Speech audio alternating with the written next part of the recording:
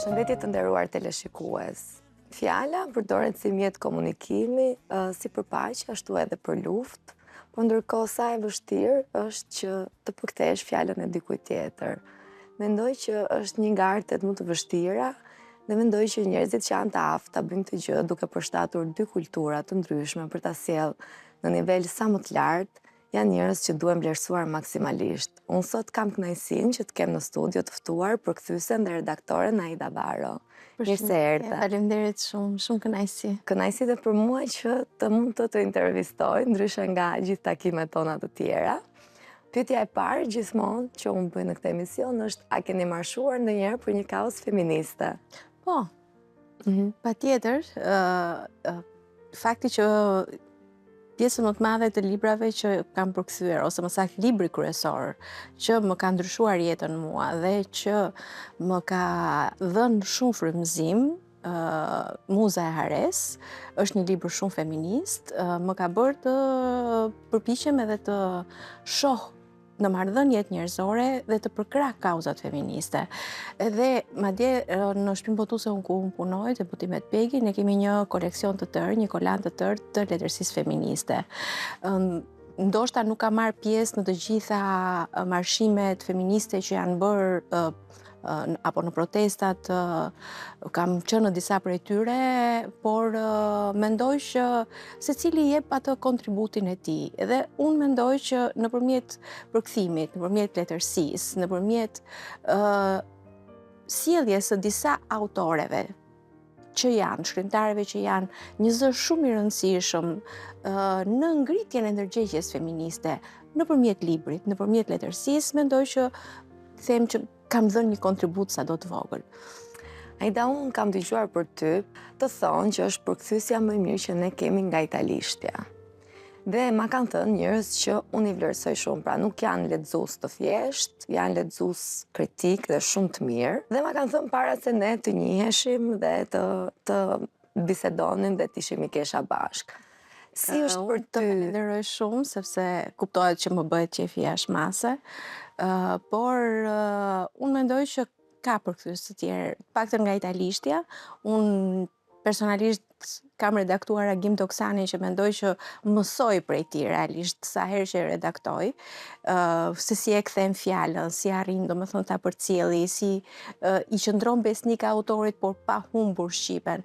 Kështu që mendoj që nuk jam unë e vetmja, ka shumë përkthyes të tjerë, domethënë që vërtet përpiqen dhe kanë me shumë pasion, siç ka dhe të tjerë, pjesë që është pjesa më e madhe, vërtet janë të zgjedhur ata që janë vërtet mirë, por nuk mund të them domethënë që nuk ka, sidomos duke qenë se punoj dhe në shtëpi botuese dhe shoh që përpiqen njerëzit dhe njerëzit që e duan, dhe është një punë që do shumë dashuri, do shumë pasion, do shumë durim, kështu që fakti do të dija çfarë ndjesie të jep si fjali, pjesa që njerëzit tonë kjo është përkthyesja më e mirë që ne kemi nga italisht. Në siklet, domethënë po bëhet qefi shumë, nuk kam pse e fshe, domethënë ta lëm më njan modestinë e tepruar, se modestia e tepruar është mundje madhësi.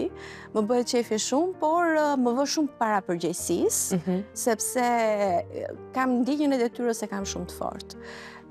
Duke qenë një njeri që e bën me shumë pasion dhe me shumë dashuri atë që sidomos përkthimin, patjetër që jam shumë e lumtur kur njerëzit e vërejnë këtë pasion, e vërejnë këtë dashuri, e vërejnë domethënë atë përkujdesjen që kam unë deri në mani, deri në ku di unë, domethënë në një mani për sosmërie që të sëmur ndonjëherë. Dhe më vjen shumë mirë, por them që thash, domethënë nuk është, ndjem dhe në siklet, sepse nuk jam mësuar domethënë të marr të tilla komplimente vazhdimisht. Është një gjë që e kënaqem, por mbetem përsëri modeste në atë timen, sepse mendoj që njeriu duhet të vazhdojë ta bëjë atë punë që do, jo thjesht ka arritur një pikë dhe pastaj ta lëshoj dhe të mban emrin, nuk të mban emrin, të mban puna. E vërtet. Dhe Muza e Hares është një libër shumë i mirë. Është kjo arritja më e madhe për ty në nivel profesional? Pa ludoj kot tani me që? Jo, është ndër më të mdhajat, por sfida më e madhe që unë ende nuk e di nëse e kam ka përsyr apo jo, është përkthimi i Giuseppe Ungaretit. Ndjenja e kohës, poezitë e tij që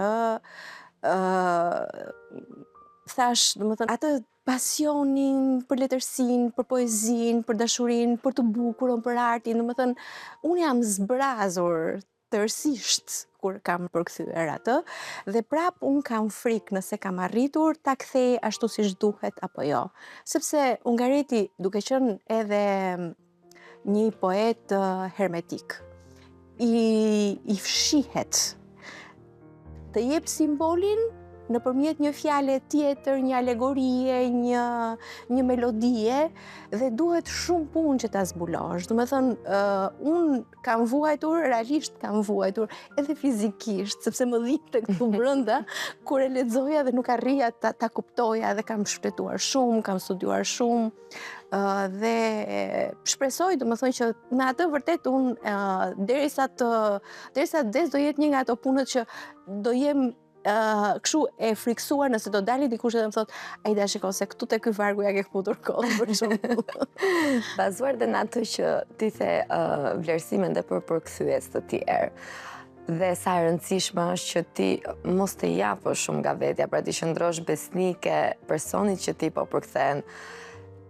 Sa e vështirë është për ty që mos të lësh copëzën tënde, se ma merr mendja që zhytesh përpara se të fillosh të përkthesh diçka, e një mirë, e studion mirë, bën një analizë të mirë, patjetër, që ti jesh brenda gjithë gjës që të bësh një punë të mirë në përkthim. Po, sidomos autorët që kam zgjedhur vitet e fundit kanë qenë kockë fort. Ama kanë nxjerr libra të mrekullueshëm që ne jemi shumë mirënjohës.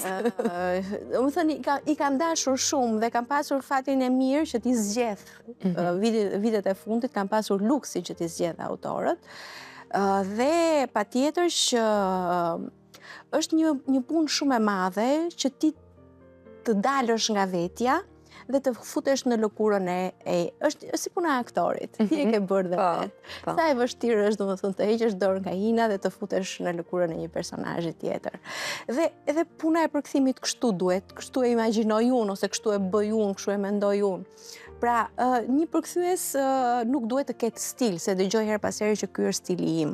Unë përpiqem ta heq Aidën, ta heq sa më shumë, por kuptohet, është bagazhi im, është eksperienca, përvoja ime, janë leximet e mia, janë studimet që bëj mbi veprën që do përkthej. Kultura e përgjithshme. Domethënë, të gjitha këto përbëjnë atë sfondin tim, domethënë, që me cilin unë vi tek autori dhe takohemi diku në një aeroport dhe shkëmbejmë atë marrëdhënien tonë. Është një marrëdhënie shumë e çuditshme ndërmjet përkthyesit dhe autorit. Dhe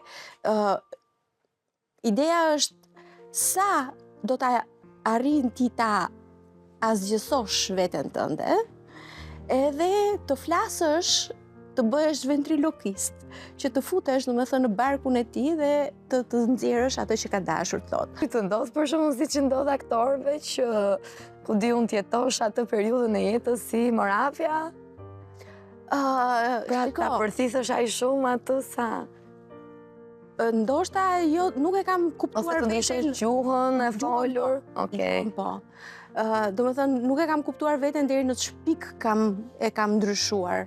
Po gjuhën dihet, domethënë, ose kur flisja me miqtë e mi, domethënë në varësi të librit që isha duke përkthyer, isha gjatë gjithë kohës domethënë duke folur për ata. Unë domethënë pasionohem kaq shumë pas asaj që bëj, sepse thash i zgjedh vetë dhe si thua tashmë janë të preferuarit e tu në nisje. Dihet domethënë që i bëj me shumë dashuri të gjithë ata që zgjedh dhe e shoh, e kap veten domethënë duke folur për të 100-ën herë se si ky personazh më ka ikur këtu, po unë nuk e mendoja kështu, po unë do ta vë ti vë këtë fjalë në gojë apo ti vë këtë fjalë në gojë, domethënë një preokupim, një shqetësim i vazhdueshëm, domethënë duke jetuar me personazhin. Edhe me Goliardën sidomos, sepse Goliarda ka qenë një zbulim për mua, si Aid, ka qenë një zbulim edhe për letërsinë italiane në kohën që doli, sepse Goliarda nuk ishte botuar deri vitet e fundit në Itali. Pra, në Shqipëri ajo është botuar në 2016, pas 3 vjetësh që unë mbaja në botuar, se është dhe goxha libër i voluminoz, edhe i vështirë, por në Itali Goliarda Muza e Ares është botuar në 2005 dhe shumë vonë, do me thënë, ka hyrë, sepse Goliarda nuk pranohej në oboret letrare, në salonet letrare të Italisë së viteve 60-70. Goliarda ishte një hipi që jeton të jetën në mënyrë shumë të lirë, dhe unë prandaj u dashurova pas saj. Dhe e dëgjoja një ditë duke ka qenë ditët e fundit para se të kthehesha, kisha mbaruar masterin në Itali dhe do kthehesha në Tiranë. Shikoj të ra historia një grua, një të moshuar, po me ca sy që i vezullonin, edhe i ndrinin, i xixëllinin syt, edhe më tërhoqi vëmendjen, domethënë ajo energjia që kishte. Dhe po fliste për Milan Kunderën, ndërkohë thash duhet të jetë diçka letrare, ta dëgjoj. Dhe ndër të tjera thotë, bëra dashuri një herë, tha, me Milan Kunderën. Mirë, po ishte shumë i fuqishëm, tha, dhe nuk e përballoja dot, tha, kështu që ika, tha, u zhduka. Dhe më pëlqeu sinqeriteti. Po si se më vinë mua këto në emision. E duhet të gjesh një Goliarda. Po të kishte aq shumë Goliarda, bota do ishte më e bukur. Dhe u fol dhe për Muzën e Ares, dhe të nesme zbrita në librari, shkova mora librin e lexova, ndërkohë që vija në Tiranë, domethënë, kur fillova, një muaj më mbrapa fillova punë dhe i them Loretës botuesës, të lutem, këtë libër duhet ta përkthej. Dhe këtë libër duhet ta botojmë se s'bën. Edhe vërtet mua më pëlqen që u bën kaq vite tashmë që po bëhet gati 10 vjet, 9 vjet që Goliarda Muza e Ares është botuar dhe njerëzit vazhdojnë ta lexojnë, vajzat vazhdojnë ta lexojnë. Është një libër mua më ka frymëzuar shumë, domethënë ajo pavarësia e saj, sa do thoja, dëshira për të marrë frenat e jetës tënde në dorë. Është normalitet që njerëzit e lirë mos t'i përkrajnë dhe mos t'i lejojnë të botohen, të duartrokiten, të... Jo, sepse ai në Italinë asaj kohë ishte libër skandaloz. Po, liria është bëhet më shumë skandal se sa të pamoralshme, të rëndom. Pikërisht, domethënë një grua që nuk njeh kufi në dashuri. Domethënë, ajo i donte njerëzit ashtu siç ishin, gra apo burra, për të nuk kishte rëndësi. Ajo arrin, domethënë, derisa kur është e vogël, arrin të bëjë edhe një vrasje. Por ti domethënë, nuk arrin dot ta urresh apo ta quash kriminale. Dhe kjo mua më ka bërë përshtypje në atë libër. Domethënë, ajo rritet, bëhet e vetëdijshme për atë që ka bërë, përpiqet domethënë me të gjitha mënyrat, domethënë të duket ndonjëherë sikur është një personazh që mund të ekzistojë vetëm në letërsi, por unë besoj që ekzistojnë dhe në jetën reale. Ndoshta mund të pranohet vetëm në letërsi, më mirë se sa të ekzistojë. Po, në jetën reale ne ndoshta i paragjykojmë. Do ta paragjykonim një grua që do ishte kaq e lirë sa Modesta, për shembull. Do ta paragjykonim një grua që dashuron dhe një grua, dashuron dhe një burr. Një grua që do të dali mbi të gjithë me forcat e saj, pa u kacavjer dhe pa u latërzhyer, domethënë, pavarësisht se ka shkryer një krim, pavarësisht se dashuron një burr, unë do t'ja dal, domethënë, dhe ajo është një kaq krenare, kaq kryelart në gjithë ato që bën, domethënë, mua më ka frymëzuar shumë. Lëndohesh ti kur dikush nuk i kupton si duhet librat e tu? Lëndohem. Do tregosh pak për këtë? Ma mirë të mendja se duke futur veten në atë pozicion që do lëndohesha. Gjithmonë e kam bërë këtë pyetje vetes, edhe kam menduar që përderisa ka njerëz që secili ka shijen e vet letrare, themi. Dhe kjo domosdoshmërisht duhet të më lëndoj mua, sepse librat nuk i kam shkruar unë në fundit. Ndoshta mund të më qortojnë për përkthimin, mos ju pëlqej përkthimi, etj. Po kushto do të vazhdoj në fund. Por ka njerëz që nuk arrin të kuptojnë, nuk janë në të njëjtën valë me ty. Dhe kjo domosdoshmërisht i bën ata lexues të këqij apo mua lexuese më të mirë. Thjesht nuk jemi në të njëjtën valë dhe secili zgjedh atë të vetën. Por që realisht, domethënë më vjen keq, acarohem, filloj, domethënë nuk jam njëri kaq i qetë sa dukem dhe kaq i buzëqeshur. Dhe përpiqem pastaj domethënë që të jap këndvështrimin tim. Më ka ndodhur disa herë, por e kam mbrojtur, e ruaj qetësinë, se në fundit thash, domethënë jemi njerëz me shije të ndryshme letrare, me informacione dhe përvoja të ndryshme, kështu që nuk ka arsye pse, por jap këndvështrimin tim. Edhe her pas here më ka ndodhur po me muzën, se me muzën pas kam të gjitha këto. Më shkruan një vajzë, muza sapo kishte dalë, unë isha në kulmin e entuziazmit edhe të kënaqësisë time, mbas 3 vjetësh, dhe më shkruan që në Facebook që e mora atë, po ç'është ajo gjuhë e vjetër, sikur ka dalë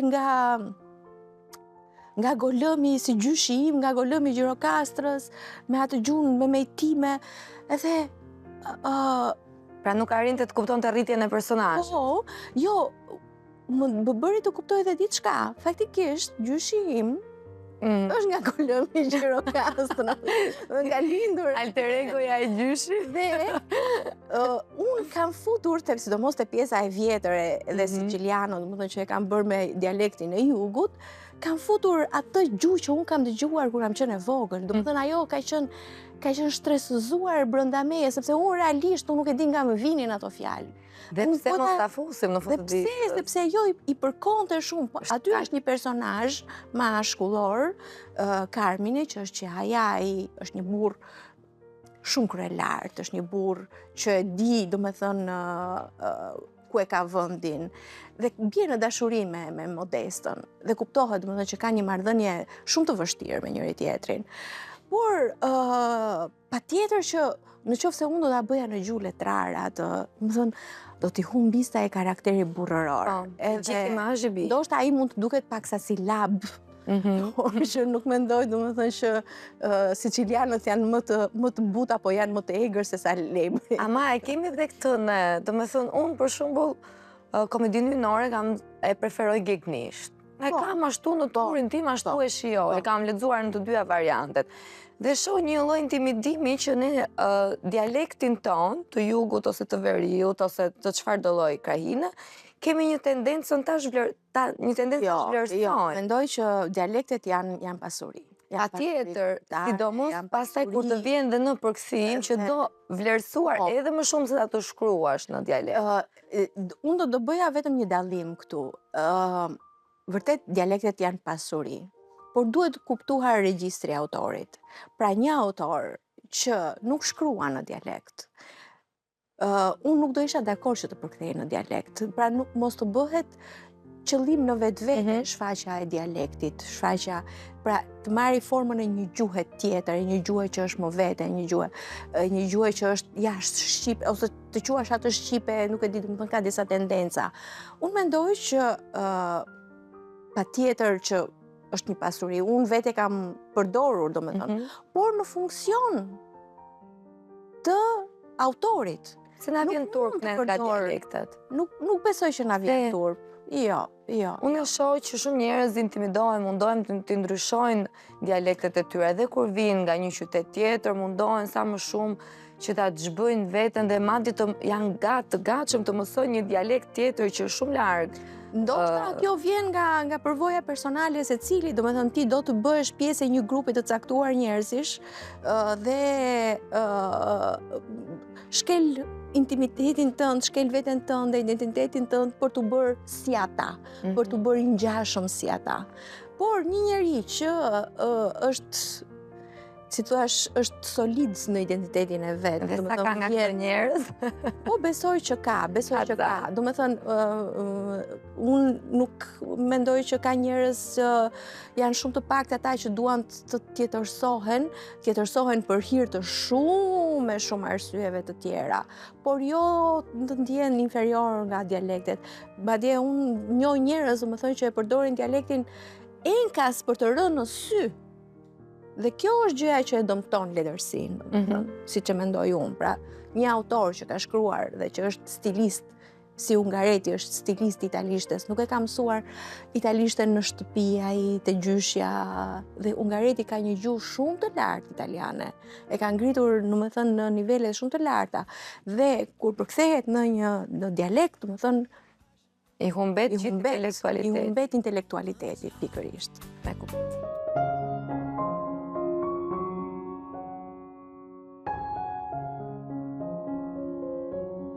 Ndërkohë, historinë tënde kush do ta shkruante nga gjithë të italianët preferuar dhe italiane? Moravia. Do ishte gjysmë psikoterapi, dialog? Patjetër, një lloj desideria. Një lloj desideria dhe autori ose unë, siç e shkruan ai te jeta shpirtërore. Mendoj se po, mendoj se edhe tek jeta shpirtërore ai rrëmon jashtë mase. Mua kjo më pëlqen tek ai është kirurg. Është libri që unë kam dhuruar më shumë.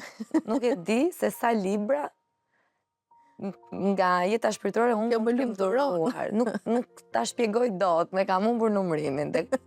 Domethënë gjëja instinkti i parë kur unë dhuroj një libër. Instinkti i parë është ajo, kjo dhe fal te dhe fal punës tënde, po ndërkohë duke parë është De Moravia që në nivel psikoemocional është një psikiatër, aty ai është mund ka ngelur pa fjalë nga ai libër. Dhe ai, shiko, është një libër shumë politik, pavarësisht se ai na flet për jetën e një gruaje, që fillon që në moshën 15 vjeçare, ose ndoshta edhe pak më herët, marrëdhëniet perverse që ka ai ëma me të bijën, Viola e shturur, marrëdhënia e Violës po ashtu me Erosin, një djalosh, domethënë këto janë të gjitha ngjarje që kanë ndodhur realisht. Po, ajo që mua më ka çuditur. Në një farë mënyrë ai arrin t'i demaskojë. Në Itali kanë dashur, madje e kanë ndaluar librin për një periudhë kohe. Edhe këtu është pjesë e koleksionit Skandal. Po, prandaj është edhe e kanë ndaluar sepse pavarësisht se Moravia e ka shkruar librin, është botuar në 78-ën, ka mbi 17 vjet që e ka shkruar, e ka rishkruar, e ka prishur, domethënë i ka zgjatur shumë procesi i shkrimit të këtij romani, pikërisht sepse përfshin shumë ngjarje, edhe politike, vitet 68, politike. Po, ndryshimet që pësoi Italia me lëvizjet e 68-ës, ku forcat politike aty ishin të shumta ndërmjet të rinjve që pushtuan universitetet, por që në fund të fundit ishin bit e të pasurve. Dhe në momentin që gjëja u bë serioze, atëherë ata u tërhoqën. Dhe këtë në një farë mënyre e ka vendosur edhe në libër, ka vendosur edhe, si thuash, ka thënë edhe fytyrën e komunistëve. Atë personazhin që vjen nga Milano, nuk më kujtohet emri tani, që në një farë mënyre shfaq proletariatin dhe mbante shënim edhe pagesat që jepte prostitutave, pagesat që bënte për shpenzimet e veta, super karakter. Dhe i ka të kopsitur, pra ai nuk fal njëri në atë libër. Në të gjithë personazhet aty, ai u bie kokës edhe i zhvlerëson, domethënë qoftë Violën, pasurinë e Violës, edhe gjithë këtë luksin e shfrenuar, domethënë të pasurve, të klasës borgjeze, themi. Qoftë, domethënë, vetëm personazh aty që trajtohet me dorashka, edhe është desideria, por dhe atë unë e kam ndjerë që ai në një farë mënyrë her pas here, por e ruan. Ai në një farë mënyrë veten e ka projektuar te desideria, të paktën në atë. Dhe nga gjithë zhgënjimet që unë kam asur në lexues, pra unë njoh shumë njerëz që lexojnë shumë, dhe unë i quaj ignorant sepse janë, sepse po tysh në një analizë, nuk din të bëjnë asnjë analizë, pra zakonisht thonë çfarë atë parathënien apo çfarë ka tek korja e librit, dhe janë njerëz që vërtet lexojnë dhe unë jam e tmerruar se si mund të jenë kaq ignorant, po ndodh. Dhe ajo që mua unë mund të bëj është ta lexoj në nivel psikologjik çdo libër. Pra çdo njëri nga ne e lexon në mënyrën e vet libër. Dhe ajo që unë vlerësoj te përkthimet e tua dhe çfarë ti për mendimin tim bën me më shumë mjeshtëri, që mendoj që ndikon pak dhe intelektualiteti jot, është që mesazhi sidomos për profesionistë apo për njerëz që duan ta shikojnë në nivel më psikologjik, më filozofik, e ke shumë të ruajtur të gjithë strukturën psikologjike, të gjithë zhvillimin e çrregullimeve, patologjive dhe rritjen individuale të personazheve që krijon autori, që mendoj që kjo është një nga gjërat më të bukura që ti sjell dhe një nga gjërat që ti sjell më mirë në përkthimet e tua, tani si lexuese këtë gjë. Si lexuese patjetër është Jo, e them unë si lexuese sepse unë nuk kam tagerin të gjykoj, unë të shijoj dhe jam deri këtu. Ndërkohë, do të pyes pak për jetën tënde personale. Sa e vështirë është balanca e të jetuarit brenda këtyre librave, që ma merr mendja gjithmonë me një laptop, me dorëshkrime, me gjithandej dhe me pushime, janë saktë. Shumë saktë. Po, të balancuarit me jetën personale. Praktikisht jeta ime personale është puna. Nuk ka një jetë personale i da parë. Tjetër, maksimumi do me thënë është në i darkë me miqt, kam shumë qejf të shkoj në teatr, kam qejf të ndjek eventet kulturore me thënë të drejtën, të shkoj në opera, të shkoj në kinema, po kinema kam vite që nuk shkoj sepse nuk japin ata filma që do më pëlqente që shikoja unë. Vitet që kam punuar me përkthimet e filmave që janë më shumë se 10 vjet, do me thënë, mendoj që më kanë bërë një shkollë shumë të mirë, sepse sidomos kinemaja italiane dhe ka qenë një periudhë kohe që për fatin tim të mirë më ka rastisur të përkthej për digital të gjithë klasikët e kinemas italiane dhe ma kanë stërholluar shumë shijen, ma kanë kultivuar. Kështu që preferoj do me thënë t'i shoh në shtëpi dhe kaq. Po ti si dashuron? Pra, jam e sigurt që dashuron. Pra nuk po të pyesa dashuron, se është e pamundur që të gjen njërin që nuk dashuron. Ja, kam gjithë të personazhe për të dashuruar. Gjithë këto dashuri, gjithë këto marrëzi, gjithë këto çrregullime seksuale dhe eksperimente që gjenden në gjithë librat që ti prek me dorë. Këtu vendosim pendën. Jo, nuk dua të hy deri aty në intimitet.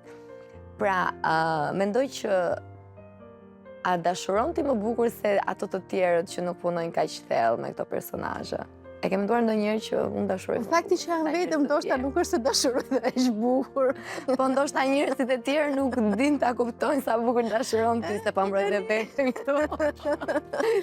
Ndoshta se di, nuk di të them, domethënë, unë di të them këtë gjë që jam njeri që dhuroj jap shumë dashuri. Domethënë, sidomos me njerëzit që vërtet më hyn në zemër, nuk jam njeri që shtiren, domethënë, unë më dallohet që në sy, që në mimik, që më pëlqen apo s'më pëlqen një njeri, kur më pëlqen një njeri, jap, domethënë, edhe gjën e fundit që mund të kem në dorë, shpirtin, ku di unë, shpirtin jo, po kam mësuar të mos e jap.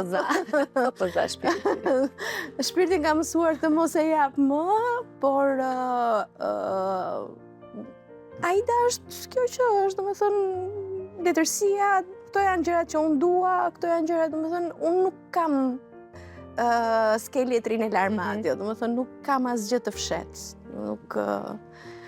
Nuk mendoj, domethënë, që jam njeri, as nuk jam njeri vështirë për të dashur, por jam një njeri që zgjedh. Okej, domethënë, dashuron më shumë se të dashuron, me sa po kuptoj deri tani. Mendoj, domethënë, që atë që dua, domethënë, shiko, unë kam arritur një lloj mirëqenie me veten time, me qetësinë time, me një lloj paqe me veten që nuk e kam pasur asnjëherë. Gjithmonë e kam kërkuar te dikush tjetër, shpëtimin në thonjza, themi. Por ka vite domethënë që kam arritur një lloj qetësie me veten time, me gjërat e mia, e di se çfarë dua. Domethënë kam arritur në atë pikë era ora, më së fundi, që të di se çfarë dua dhe çfarë jap të tjerëve dhe atë që jap me shumë vetdije. Domethënë nuk është se domosdoshmërisht duhet të më gënjej dikush, domethënë. Por jam shumë e qetë dhe personi, njeriu që do të vi në jetën time, në mos ta shtoj këtë qetësi dhe këtë mirëkuptim ose këtë mirëqenie të jetës time, të paktën të mos ma trazoj. Po, për njerëzit që na ndjekin, se unë e kam bërë dhe unë këtë paqen me vetmin edhe di se si të jetoj vetëm bukur dhe qetë. Për ato që nuk din, cila do ishte një këshill për të gjetur këtë rrugën e të qenurit mirë vetëm, ose të mbushurit, të dhënit një kuptim vetmis? Po, shiko, unë do të të përgjithshesha me një frazë të De Andrés. De André ka një elogio alla solitudine, edhe ka në fillim, do me thënë lavd për vetmin, e ka në fillim të albumit të tij të Anime Salve, që do thotë Shpirtrat të vetmuar. Edhe Anime Salve është një nga këngët më të bukura që unë e dua shumë. Dhe ai thotë, domethënë, që vetmia të jep atë lloj lirie që ti nuk mund ta kesh, domethënë, kur dikush tjetër të rri aty. Por është edhe një gjë që vetmin jo të gjithë kanë luksin ta shijojnë. Sepse nuk e kanë luksin ta shijojnë të varfrit, të sëmurët, politikanët, sepse duan gjithmonë, domethënë, të kenë atë shpurën e tyre që të bie në sy. Një njeri që është vetëm dhe ndihet mirë me veten, domethënë, edhe duke lexuar një libër, edhe duke pirë një gotë vetëm, domethënë, mendoj që është një nivel shpirtëror i cili nuk arrihet nëpërmjet këshillave. Arrihet duke punuar me veten tënde dhe me ato gjërat që ti do të arrish në jetë. Kështu që unë nuk mund t'jap këshill në këtë pikë. Mund them, domethënë, vetëm shikoni ato anë pozitive, domethënë, nëse unë do isha patjetër që do pëlqente të kisha dikë afër, po do më hante kohë nga përkthimet, do humbisni lexues. Para 2 muajsh kisha Mozametin dhe ishte shumë e qartë kur thoshte që dashuria dhe lumturia është vetëm dyshe. Pra nuk ka rëndësi nëse kjo dyshe është për gjithmonë e përkohshme apo jo. Po dha një insight shumë interesant se si e shikonte veten gjithmonë në marrëdhënie dyshe, pra nuk jo vetëm dashurie me një burr, po dhe me një shoqe, e shikonte gjithmonë dashurinë me këtë dualizmin e të qenurit 2 persona. Bën sens për ty? Për mua jo dhe aq, se nuk e di, domethënë, unë mendoj që secili patjetër që jeta shoqërore, jeta sociale, na kërkon që ti jemi 2, 3, 4, etj. Njeriu është kafshë sociale, domosdoshmërisht ne jetojmë në një ambient edhe ligjet e shoqërisë e kanë dhënë, domethënë që ti do arrish në një farë moshe, do të martohesh, do të krijosh familje, do të kesh, domethënë, fëmijët e tu, etj. Dhe në këtë pikë unë e kuptoj që Moza nuk e vret mendjen shumë për anën e shoqërisë, por ajo e ka në kuptimin shpirtëror. Në kuptimin shpirtëror patjetër që ne kemi nevojë. Por sa balanca është, sa e domosdoshme është, domethënë, që ti të kesh një lidhje domosdoshmërisht, qoftë edhe se ka njerëz, domethënë, që edhe lidhje toksike, mjafton që ta kenë atë dikë, domethënë, që mos jenë vetëm dhe të lidhen me dikë, pavarësisht se mund të jetë një lidhje toksike për ata. Kështu unë bëj një dallim shumë të madh në këtë pikë, domethënë, unë zgjedh gjithmonë veten, ose kam filluar të zgjedh gjithmonë veten, sepse nuk të kthehet. Mendoj, domethënë, nuk të kthehet kurrë ajo që jep. Është një marrëdhënie shumë ideale. Në shoqëri është ndryshe, sepse në shoqëri ti ca gjëra i vren, ca gjëra si vren, por nuk të lëndojnë deri në atë pikë sa mund të lëndojnë në një marrëdhënie me një burr, ose në një marrëdhënie dashurie, nuk ka rëndësi, se mund të jetë edhe burri ose mashkulli që është më më i ndjeshëm edhe ka vajza që janë më të forta, më të ashtu. Por duhet një ekuilibër me veten tënde së pari. Edhe pastaj të mos varesh. Fakti që pjesa më e madhe e vajzave në Shqipëri e kërkojnë marrëdhënien për të shpëtuar, në mënyrë të pavetdijshme për të shpëtuar veten, mua kjo më trishton pak, domethënë. Do ta mendosh veten që çdo gjë do ta arish me forcat e tua dhe ai tjetri që do jetë pranë teje, domethënë të japi kurajon dhe ti japësh kurajon. Më kupton, është një marrëdhënie shumë ideale që ndoshta kërkoj unë. Që mbasi s'ka për t'u arritur kur, por nuk është se e kërkoj me ngunë në sensin që përderisa unë kam arritur këtë lloj ekuilibri me veten time, mendoj që i bën mirë dhe tjetrit. Patjetër. Kështu që i bën mirë dhe marrëdhënies. Do të thënë, nuk është ajo marrëdhënia kur je 20 vjeç, domethënë që domosdoshmërisht do të kapesh pas tjetrit me çdo me mishe me shpirt, dhe unë kam qenë një njerëz që varesha mbas partnerit, domethënë, kështu që por me kalimin e kohës besoj që ti je si shërim tashmë këtij. Po, besoj që po. Besoj që po, sepse je e vetëdijshme për atë që je, për atë që ke dhënë, për atë që bën vetë, domethënë, pra ti rri me tjetrin sepse e do. Pra nuk rri me tjetrin sepse të detyrojnë rrethanat. Kështu që e vërtet. Do të bëj një pyetje që nuk më vjen mirë që ta bëj në 2025 dhe duket ndonjëherë sikur ne egzagjerojmë, po në fakt me çfarë dëgjoj vërdall, me çfarë shoh, ne kemi akoma probleme gjinore në të gjitha profesionet. Na vjen mirë, nuk na vjen mirë, ndonjëherë dukemi të egzagjeruar kur i diskutojmë, por e vërteta është që ato janë aty. Një përkthyese grua nga një përkthyese burr, ka ndryshim? Është më vështirë të jesh një përkthyese grua në Shqipëri? Do të ishte më lehtë për ty nëse do të ishe një burr? Jo, nuk besoj, sidomos tek përkthimi, po të shohësh tek përkthimi nuk ka, domethënë, pjesa më e madhe e përkthyesve janë vajza. Dhe jo domosdoshmërisht, domethënë, unë se kam ndjer kurrë, me thënë drejtën, këtë gjë. Edhe në përzgjedhjet që bëj vetë në shtëpinë botuese, nuk e shoh fare këtë pjesë, më pëlqen, domethënë, të jem profesioniste në përzgjedhjen e përkthyesit, jo femër, jo mashkull, domethënë, por as vetë nuk e kam ndjer. Mund të ketë profesione të tjera, për shembull, shkrimtaria është një nga ato profesione që ndihet kjo tendencë, sepse është më e fortë konkurenca në të shkruar. Përkthyesit besoj që kanë një lloj konkurrence, po shumë, sidomos përkthyesit letrar, nuk është se kanë ndonjë konkurrencë shumë të madhe me njëri tjetrin, është burr apo është grua, janë vlerësuar, me thënë të drejtën, domethënë nuk besoj se ka, ose të paktën unë nuk e kam ndjer ndonjëherë. Ka profesione të tjera, patjetër, në politikë, në profesion paktën nuk në këtë profesion, domethënë, mbizotrojnë vajzat. Por patjetër që është një profesion jo shumë mirë paguar.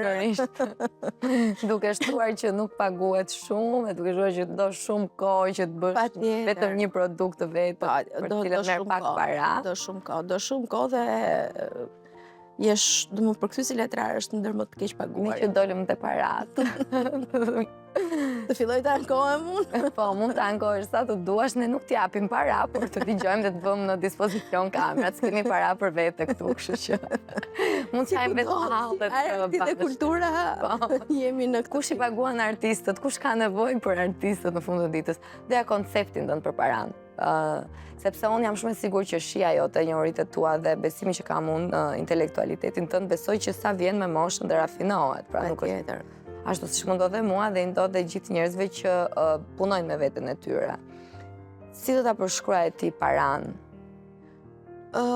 Është një mjet shumë i rëndësishëm, me thënë të drejtën. Nuk mund të them, domethënë, që jetojmë vetëm me pasion, por duhet të bëhet një dallim. Domethënë, sa je i gatshëm të shesësh shpirtin për paranë. Domethënë, deri ku arrin dhe këtë gjë do ta bësh me veten tënde, domethënë. Ti i vë një limit, jo ti i vë një limit, po pyet veten, a do ta bëje deri ku do arrije? Domethënë, do arrije të bëje punë të dyshimta, do arrije të bëje punë që ose profesione të themi në thonjza që mund të siguronin shuma të mëdha të menjëhershme, luksin është frenuar, apo do preferosh domethënë të ruash dinjitetin tënd nëpërmjet punës, dhe unë e kam zgjedhur tashmë, domethënë, unë mund të strapacohem me 2-3 punë, me 2-3 projekte, domethënë krahas përkthimit apo krahas punës në shtëpinë botuese, por kam zgjedhur të jem e qetë dhe e lumtur me këtë gjë që më bën të lumtur. E meriton ti luksin? E meritoj, pse të mos e meritoj? Se pak nga ky këndvështrim. Po, shiko, e di çfarë do ta quaja luksun? Se duket sikur artistët meritojnë të jenë ca bohem pa para. Ndërkohë që artistët e shijojnë shumë më mirë se vetë Virginia Woolf në 1800-ën ka shkruar që një grua shkruan më mirë kur është e qetë dhe ka një dhomë më vete, ka një libër të tërë një dhomë më vete. Dhe për të ajo ishte një luks, sepse ishte një mënyrë, domethënë, për t'u larguar nga ambientet e tjera dhe për të shkruar atë që të bënte atë që donte të bënte vetë. Luksi për mua është të ulem të kem aq para, domethënë sa të jem e qetë të përkthej gjërat e mia. Të mos mendosh për para, po thjesht të punosh. Urojmë që të thirrje Loreto të Tirokën. Lutem që të na vini libra sa më të mirë, ma bëni pak ai të më komode. Kurse unë jam materialiste e deklaruar dhe gjithmonë kam ajo që them është që dua vetëm ta përdor, pra ajo balanca që përpiqem që të mbaj me veten time është mos të më përdorin mua, unë ta përdor sa më mirë që të mundu, po ta përdor patjetër që po. Patjetër, shiko, ne kemi krijuar një prototip, domethënë, gjithmonë kemi menduar edhe nga leximet e shumta, që një personazh që të jetë interesant duhet të jetë patjetër i varfër, duhet të jetë patjetër i alkoolizuar, sidomos i mbaruar në fund. Edhe e kemi idealizuar këtë jetën boheme, domethënë. Por po të marrim jetën që bënte Hemingway, Fitzgerald në Paris, nuk besoj se ishin aq të varfër sa të jetonin në mes të Parisit. Kuptohet që punonin, por kishin luksin që të punonin punët e tyre.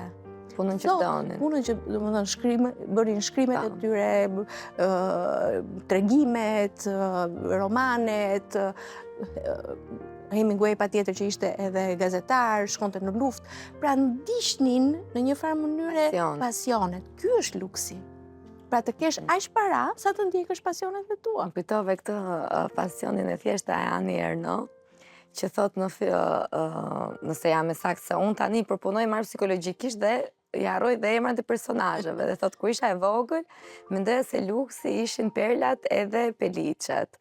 Kur u rrita, mendoja se luksi ishte të kishe një burr që të do, nëse jam e saktë, dhe tani kam kuptuar që luksi është thjesht të jetosh në një pasion të thjesht tek tuk. Besoj që jam gjysmë saktë, po thelbi ishte që luksi më i madh në përfundim të gjithë eksperiencave të saj ishte që të jetonte qoftë edhe pasionin më të thjesht të mundshëm për sa kohë kishte pasion aty. Patjetër, ajo është, shiko, edhe dashuria është kthyer në një luks tash. Po ti ç'pasion pasion ke tjetër përveç të lexuarit, të hulumtuarit, të përjetuarit? Unë vdes që do na çojë. Këtu je në linjë të udhëtimet. Më pëlqen shumë, por nuk e kam kohën fizike, luksin që thoya aq shpesh. Edhe një pasion që është totalisht larg asaj që ti e gjithë gjës, që thonë njerëzit vërtet ti bën këtë gjë për shumë? Jo, nuk kam. Domethënë unë më pëlqen, ose më saktë kam zbuluar kënaqësinë e të gatuarit, por nuk gatuaj shpesh, edhe mirë në kaq kohë përpiqem domethënë që të mbledh ata miqtë e mi edhe t'ju gatuaj në një gjë, të pim në një gotë verë. Na më thosh një ditë besoj. Patjetër, qoftë ti vesh shumë mira. Që të vërtetoj këtë.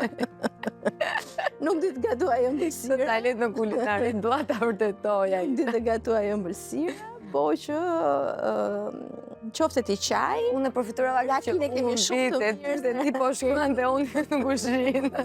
Ti thua shiko se kam të librin me deadline. Nda që kur mos ngrësh. Ke edhe rakin verën aty i ke gjithmonë, domethënë, janë gjëra të sigurta që i gjen. Edhe jo, nuk kam pasione të çuditshme, nuk e di. Mendoj që këtë. Je brenda gjithë karakterit. Jam njëri shumë normal. Gjë që ke më shumë frikë kush se jemi dhe nga fundi do të bëj ca kështu flesh. Humbja e njerëzve. E ke përjetuar humbjen apo thjesht ideja e? Jo, vetëm ideja. Domethënë, kam humbur gjyshrit, po domethënë kur dëgjoj humbje të kështu familjare të merrohem për familjarët e mi, domethënë. Kjo më ndodh dhe mua, ndoshta nga që nuk e kemi përjetuar dhe vetëm ajo ideja që ti nuk e di se si se ndoshta Zoti jep forcë njerëzve në momentin e dur. Beson në Zot? Se thash Zot. Jam agnostike, domethënë mendoj që ekziston diçka, po nuk ka lidhje me politikat, fet, gjërat. Jo. Si bindje nuk ke një ritual, për shumë kur je keq. Jo, nuk kam ndonjë ritual. Qaj shumë, madje as vitet e fundit as nuk qaj më, domethënë. Kanë mbaruar të lotët. Domethënë më kap dhe them kam filluar të gjej një mënyrë, domethënë që të përpiqem të eci sa më shumë. Edhe ta kaloj në këtë lloj mënyre inatin, zemrimin. Emocionin, pra, nuk e shkarkon më. Jo, e shkarkon tjetër, tani me çaj. Ka filluar palestrën. Me sport. Gjithsesi, unë të sugjeroj që her pas here të qash se mirë na bën. Unë s'kam shumë asnjë orë që qava, para se të vija këtu, kështu që prandaj dhe jam kaq mirë. Qaj nga gëzimi her pas here, po jo nga. Kështu që duhet emocionohem me nipin dhe mesat e mia, domethënë ata më kënaqin edhe me batutat, me humorin e tyre, më entuziazmohem kur i shikoj duke recituar, sepse kur kam qenë e vogël kam recituar dhe unë shumë në për këto konferencat që bëheshin dikur, edhe më duket sikur ato po ndjekin hapat e mia, por gjen gjashmërinë. Edhe aty më pikon ndonjë loti. Artistët e të vegjël. Unë nuk kënaqa shumë faleminderit që pranove shtesën. Kam aq shumë pyetje që do doja që publiku t'i dëgjonte nga ty, se unë mund të t'i bëj edhe në momente të tjera. Dhe shumë faleminderit për gjithë kontributin tënd në letërsinë shqiptare dhe në botimet shqiptare. Shumë faleminderit. Je shumë e vyer, jo vetëm për mua, po për shumë njerëz që unë vlerësoj dhe patjetër edhe për gjithë bashkëpunëtorët e tu. Ka vetëm fjalë të mira për ty, kështu që kjo më gëzon shumë sepse është një punë që unë e bëj me shumë dashuri dhe me shumë pasion, dhe kur të vlerësohet puna dhe mundi, nuk ka asgjë tjetër më të çmuar. Dhe është mirë që të bësh punën që di të bësh më mirë ndonjëherë. Njerëzit ta zbulojnë pasionin që kanë dhe të bëjnë punën që dinë të bëjnë më mirë. Kjo është një arritje. Është arritje vërtet, domethënë që të punosh në atë pasion që ke. Faleminderit shumë që pranove ftesën. Të nderuar teleshikues, unë po e mbyll pikërisht me këtë fjali. Dhe është një shprehje klishe, po më vjen ta them dhe po e them dhe pse nuk kam lidhje shumë me klishet. Kur bën punën që do, duket sikur nuk ke punuar as edhe një ditë. Faleminderit shumë që na ndoqët, shihemi javës tjetër.